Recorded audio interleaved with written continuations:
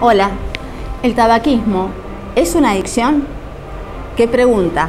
La verdad que hasta hace unos pocos años solamente creíamos que era un hábito, que era un vicio de los más aceptables, pero la evidencia científica nos ha ido aportando una información muy valiosa a los profesionales de la salud, porque nos fue explicando cómo es que hoy el tabaquismo es considerado una adicción y también cómo podemos ayudarlos a dejar de fumar.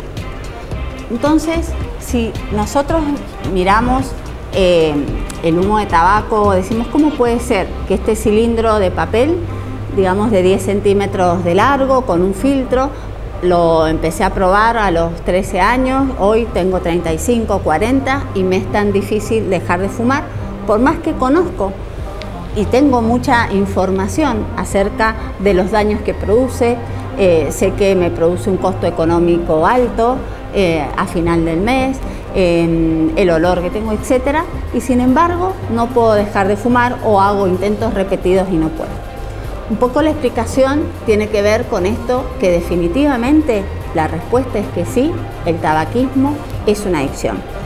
Tal es así que la OMS lo define como una enfermedad crónica, adictiva y recidivante. ¿Por qué? Pensemos, este humo que se despide por la combustión del cigarrillo tiene 5.000 sustancias tóxicas y unas 50 cancerígenas que produce múltiples enfermedades. Una sola de esas sustancias es la que está demostrado que produce adicción. Esta sustancia es la nicotina. Cada vez que se inhala el humo de tabaco, llega rápidamente a través del aparato respiratorio, pasa por los alvéolos, llega a la sangre y en unos pocos segundos ya llega al cerebro, a una área concreta del cerebro que tiene que ver con todas las adicciones en general. Allí se encuentra con los receptores. Los receptores, si me permiten, son como si fueran unas boquitas, como unos Pac-Man, en donde esta sustancia, la nicotina, se une y se comienza a producir otra sustancia muy conocida como la dopamina. ¿Qué pasa? La dopamina es el sustrato, es la base química de todas las adicciones que ustedes conocen. Las adicciones al alcohol, a todos los consumos problemáticos que ustedes pueden imaginar en este momento, como la marihuana, la cocaína y otros tipos de sustancias. Como les decía, cuando la nicotina se une a estos receptores, se produce la liberación de dopamina que hace y produce en el cuerpo una sensación de gratificación, una cierta sensación de bienestar. ¿Cuánto dura esta sensación o esta liberación de dopamina? Alrededor de 2 horas. Es decir, que después de cada cigarrillo, durante 2 horas está circulando en el cuerpo esta sustancia y por lo tanto estoy percibiendo esta sensación. El tema es que, como la mayoría de los fumadores, comienzan a fumar antes de los 18 años. En ese momento el cerebro se encuentra muy vulnerable, muy permeable a cualquiera de los cambios y esta parte del cerebro no define entre lo que está bien o está mal. Simplemente como recibe esta sustancia y cada vez recibe más cantidad, se prepara produciendo y armando mayor cantidad de receptores. A través del tiempo, cuando falta la dopamina, empezamos a sentir cierto grado de incomodidad, porque se ha activado otra área del cerebro que tiene que ver con otras sustancias, como la adrenalina o la noradrenalina, que al liberarse empezamos a sentir otro tipo de sensaciones, tanto corporales como emocionales, que ya no son tan cómodas, que no las disfrutamos.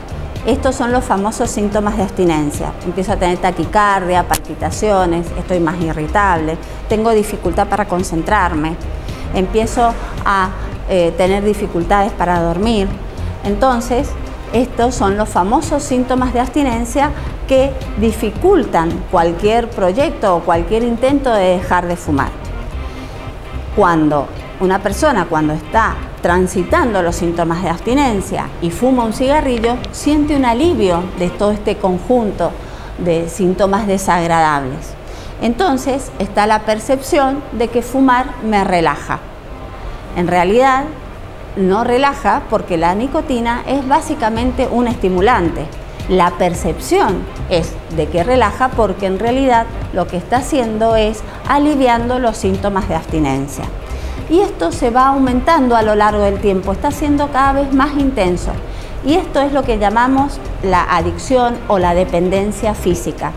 A este área del cerebro es en donde es aplicable los tratamientos farmacológicos que generalmente son los que ofrecemos para ayudar a dejar de fumar.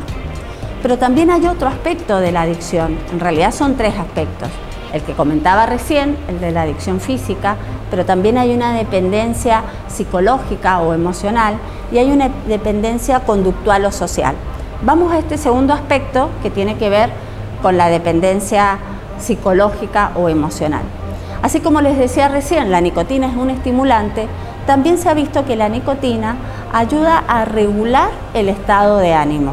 Es decir, que si a temprana edad, cuando tenía una situación difícil, una discusión, un malestar, un duelo o una discusión y fumaba y me sentía un poco mejor, también hubo un proceso de aprendizaje de responder a estas situaciones, ya sea al estrés, a la frustración, al miedo, a la ira.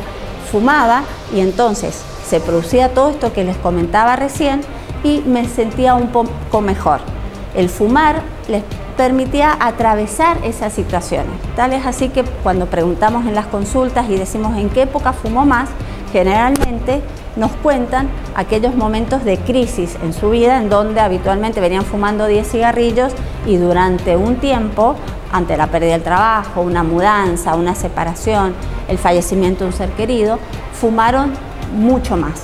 Esto tiene que ver con lo que nosotros decimos, cómo fueron modulando su estado de ánimo. De modo que cuando queremos dejar de fumar, nos encontramos con esta situación aprendida, en donde cuando aparecen estas situaciones incómodas, llámese frustración, estrés, etc., fuman y se alivian un poquito. Entonces, un desafío acá es que podamos desarrollar diferentes tipos de estrategias y herramientas para afrontar el estrés, la frustración y otros aspectos de la vida en donde el cigarrillo nos ha servido de un bastón emocional. Para esto se requiere esta decisión de dejar de fumar. Para esto no existe una medicación concreta. Por esto, cuando hablamos de un tratamiento, para que sea efectivo realmente, tiene que ser integral y abordar este tema concretamente. Como les decía recién, hay un tercer aspecto que tiene que ver con la conducta, tiene que ver con la repetición, esto que hablamos del hábito, esto que hablamos del automatismo. ¿Qué quiere decir? En la medida que se van repitiendo determinados movimientos, supongamos esto de tener el cigarrillo entre los dedos, llevarlo a la boca, sentirlo entre los labios, que el humo ocupe un espacio en la boca, que estimule los receptores, tantos gustativos, etcétera, varias veces en el día. Pensemos, un fumador de 20 cigarrillos en el día, que hace 10 pitadas por cigarrillo, repite este movimiento aproximadamente 200 veces por día. Es decir, que a la semana 1400 veces y así podemos ir sumando y multiplicando a lo largo de los años que ha fumado. De modo que existen estos condicionamientos corporales en donde, por más que decidamos dejar de fumar, esto tiene un peso. ¿Tiene un peso en qué sentido? En que vamos a tener que desarrollar estrategias para poder hacer reemplazos. Tener algo en la mano, tener algo en la boca, tener algo que nos permita hacer este movimiento sin que nos produzca el daño que nos produce concretamente el cigarrillo. De modo que existen diferentes estrategias que ustedes van a poder acceder en otros videos que van a acompañar a este, para que podamos ir sustituyendo los movimientos, sustituyendo esta estimulación y también evitando situaciones que nos despiertan las ganas de fumar.